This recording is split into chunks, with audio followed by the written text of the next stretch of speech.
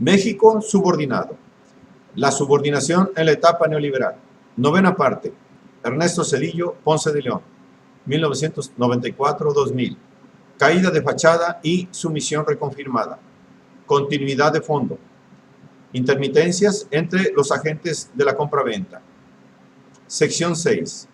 Esta es una obra del maestro Héctor Alejandro Mora Gallardo. Desde aquellos años estaba claro que la dupla mamónica, con tales medidas, buscaba más subsidiar a los bancos comerciales que satisfacer las necesidades de la gente. Y a pesar de las cuentas negativas, flagrantemente contraproducentes, seguían y siguen porfiando los tecnócratas cabezas duras al servicio del agio internacional. Que se requería de más tiempo para que sus programas de ajuste fructificaran reduciendo la pobreza. ¡Qué cinismo! Y pensar que más de una década después, ahora, el ángel de la dependencia y Quique Peña siguen remedando la misma cantaleta. Pues ya sabemos que hacia el 2050 las reformas estructurales por fin fructificarán. Para aquel entonces, ya 2 sexenios de nulo o bajo crecimiento daban cuenta del éxito obtenido en la transformación a un México moderno con la reconversión industrial. Sí, con la cantaleta básica encarecida en un 61% sobre el salario mínimo y un 30% menor de crédito otorgado al campo. 3 veces mayor el número de niños muertos debido al hambre y la desnutrición. Carlos Heredia. Los números hablan por sí solos y son contundentes a la hora de demostrar que la política económica neoliberal era y es un fracaso al terminar el salinato, por supuesta etapa de auge. Pero iban por más, puesto que los verdaderos propósitos sí que se estaban consiguiendo. La concentración de la riqueza, esa sí que se cumplía de manera exitosa. Entre 1984 y 1992, el 20% de los mexicanos más ricos incrementaron su porción del ingreso nacional del 48.4 al 54.2%, mientras que en ese mismo periodo los más pobres redujeron su participación del 5 al 4.3%. En lo que respecta al comercio exterior, rubro que en el Tratado de Libre Comercio presumía avances sustantivos, también resulta que se daba una manipulación de las cifras, alteradas hasta en más de un 50%, a decir de un revisor, con el propósito de ocultar un contrabando muy intenso, cuyo artífice venía a ser Francisco Gil Díaz, ex subsecretario de Ingresos en Hacienda, habilitado recién con la administración entrante como vicegobernador del Banco de México.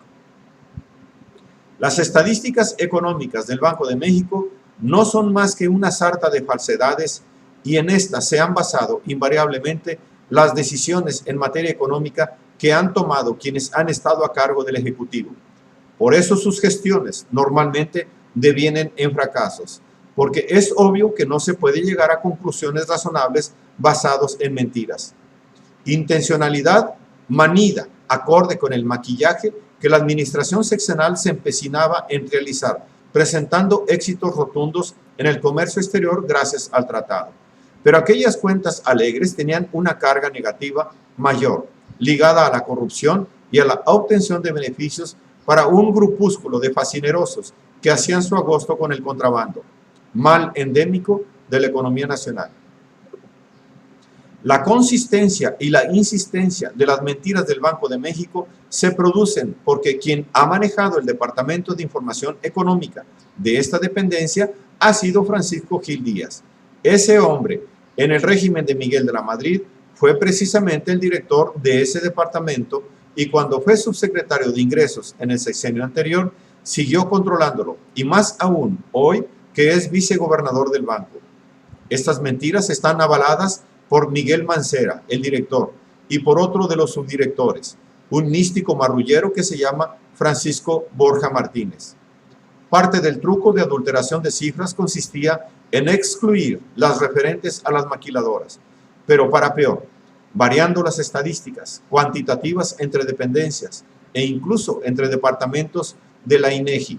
Si para 1991 el anuario de los Estados Unidos mexicanos, publicado ya en 1993, indicaba que las importaciones entre el 90 y el 91 habían sido por 32.087.7 y 51.724.5 millones de dólares respectivamente, y en cuanto a las exportaciones marca 26.838.4 y 42.687.5 en el mismo orden de años.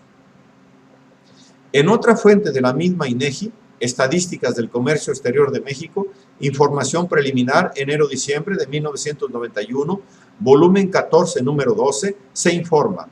En cuanto a importaciones, que fueron por 31.090.4 y 38.356.8, y las exportaciones por 26.950.3 y 27.175 millones de dólares.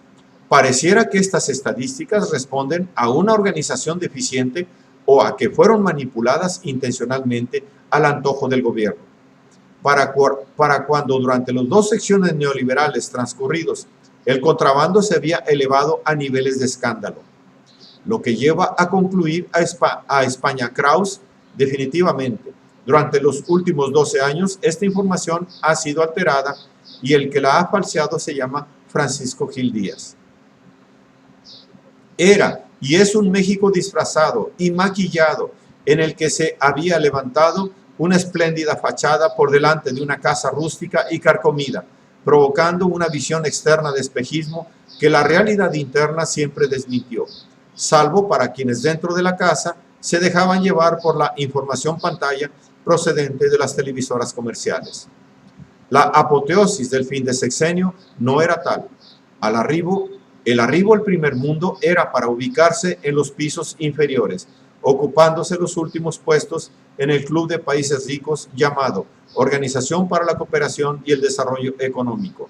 Sí, del supuesto.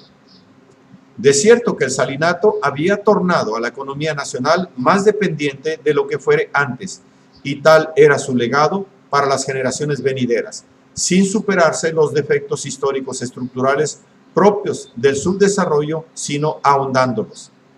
En lo que la supuesta ruptura con la administración Zedillo no era, pues, sino resarcir el puente caído para seguir pavimentando la misma carretera de la dependencia acrecentada, así con el patrimonio de la dupla mamónica.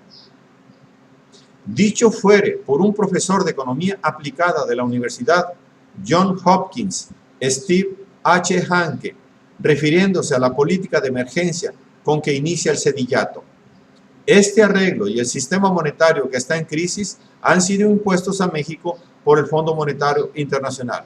Si el país decide recibir más líneas de crédito para apuntalar su moneda, estará aceptando ser abrazado con mayor fuerza por el Tesoro de Estados Unidos o el Fondo Monetario Internacional, que son los que lo metieron en problemas en primer lugar. Evidente verdad que la diría cualquiera que fuese sincero, incluso este economista que se jactaba de promover la paridad del dólar peso en Argentina y en Venezuela. El tiempo le daría la razón, pero acá en México el problema era otro y lo seguiría siendo, puesto que entre los tecnócratas no habrá reconocimiento de sus errores ni de su flagrante entrega de la economía nacional al agio y al capital extractivo internacional. Tesobonos igual a tesoagios. En la fiesta de la modernización de México que el salinismo vendía, se requería de instrumentos financieros apropiados para financiar el crecimiento que había llegado para proseguir hasta consolidar a México entre las principales economías del mundo. Uno de estos instrumentos bursátiles de la nueva ingeniería disque financiera vinieron a ser los tesobonos, papeles de bolsa ofertados con altos intereses indexados en dólares, pero pagados en pesos, los que junto a otros similares atrajeron entre 1989 y 1994 63.4 millardos de dólares, de los cuales en tesobonos se contaban 30 millardos de dólares equivalentes al 47% hacia fines de 1994. El chiste de tal instrumento bursátil radicaba en que el gobierno de México garantizaba su pago en pesos al valor nominal en dólares más intereses devengados al tipo de cambio vigente, por lo que ante la devaluación del peso los especuladores interesados perdían un alto porcentaje de su ganancia nominalmente concertada. Los riesgos de apostar en el casino, pero como la transfiguración del gobierno neocolonizado funge de manera franca en favor de los especuladores, sobre todo si eran extranjeros, garantizándoles a toda costa y costo sus ganancias de agio, pues había que rescatarlos. Como suele ocurrir en el laberinto amañado por el que se manejan los flujos de capital dinero en el templo del enriquecimiento por agio, este otro desfalco a la nación se propicia con un aviso oportuno, favorable a los tiburones de la bolsa, habiendo acontecido que 2 semanas antes de la devaluación del 20 de diciembre ocurre una repentina compra de tesobonos por parte de 5 prominentes casas de bolsa, incrementando su posesión en casi un 400%. El negocio yacía en el hecho de que los especuladores mexicanos ya habían acordado con Zedillo que sus tesobonos fuesen pagados en dólares en lugar de pesos, contra lo estipulado en el decreto de junio de 1989 para su emisión y venta. El evento muestra un claro caso de daño moral al país, además de un duro daño económico, por el tráfico de información y de influencias entre la escoria ladrona, que operaba tanto en el sector privado como a partir del encargado del despacho del capitalismo de compinches mexicanos. ¿Qué duda cabe? El gobierno de Zedillo se compromete a resarcirles las pérdidas y concederles beneficios pagando en 14 meses el total de tesobonos propiedad de nacionales y extranjeros por un monto de 30 millardos de dólares. Zedillo premiaba así a los especuladores que provocan una corrida de deuda con un pago por encima de las condiciones estipuladas con cargo a todos los contribuyentes mexicanos y el bienestar del país. Aunque no estaba estipulado en el procedimiento nominalmente concertado el pago en dólares de los tesobonos, el gobierno de Zedillo se compromete a resarcirles las pérdidas a tan inocentes víctimas de la devaluación, cuando que, como en casos anteriores, la quiebra de las finanzas públicas fue resultado de movimientos efectuados por los propios especuladores al retirarse de forma masiva y precipitada del mercado bursátil.